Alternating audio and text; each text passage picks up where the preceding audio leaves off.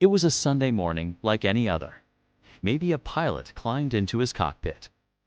Maybe a sailor hummed as he polished deck rails. And then, boom, a flash ripped through the calm, and everything changed forever. This is Pearl Harbor, and history would never be the same.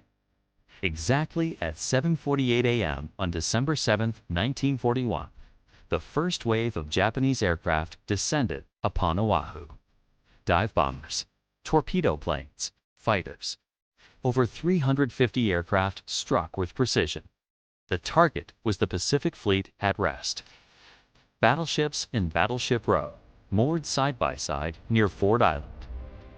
Among them, the USS Arizona, a behemoth, 12 14-inch guns, 31,400 tons, commissioned in 1916. In the first devastating moments, aircraft exploded across the harbor. More than 18 ships were either sunk or lashed by bombs and torpedoes. 5 battleships were sunk instantly or grounded. Others were severely damaged. On the Arizona, the chaos turned into catastrophe.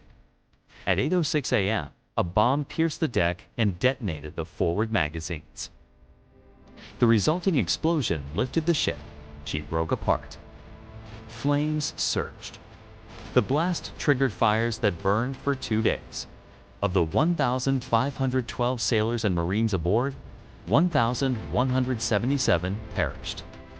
Over half of all American casualties that day came from this one ship. The USS Oklahoma capsized. The USS California and West Virginia sank. USS Utah, a target ship, was also lost. In total, nearly 2,403 Americans were killed. 1,178 wounded. 188 aircraft destroyed. Another 159 damaged. In the air, nearly 29 of the 353 Japanese planes were lost. Still, the attack had achieved tactical surprise and devastation. The U.S. Pacific Fleet was crippled. But crucially, the aircraft carriers were out at sea and escaped. Within hours, President Roosevelt spoke to the nation. "A date which will live in infamy," he said. 12 hours later, Congress declared war. Yet even amid horror, stories of heroism emerged. On the Arizona, Lieutenant Commander Samuel Fuqua calmly led damage control and saved lives. He earned the Medal of Honor. Rear Admiral Isaac Kidd became the first flag officer killed in the Pacific Theater. Captain Van Valkenburg died attempting to fight his ship.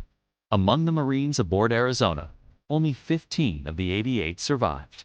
The rest remain entombed in the ship's hull to this day. Another human detail. 23 sets of brothers died aboard that morning. Only one pair both survived. 77 men were found. 62 died. Even the ship's band perished.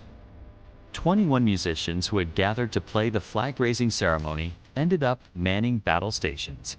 Not a single band member survived. Today, a memorial spans the sunken hull of the Arizona. The structure sits above water, yet touches nothing beneath.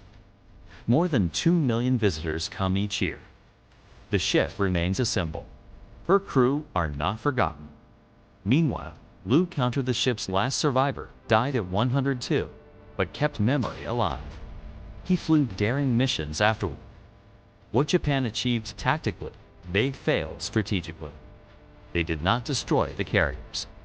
They left fuel reserves intact. And they called off a third wave of attacks. These oversights limited long-term results.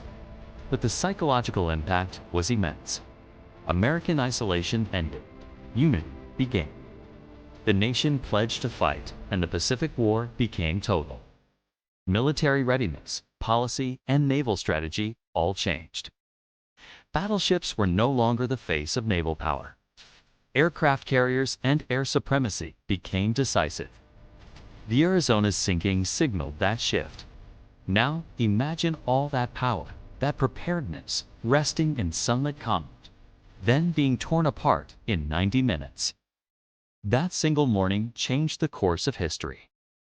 And yet, the war had just begun. The Pacific would erupt in cataclysm. Coral Sea, Midway, Guadalcanal. Each battle would redefine naval warfare. In our next script, we will plunge into Midway, the clash that turned the tide. Stay tuned.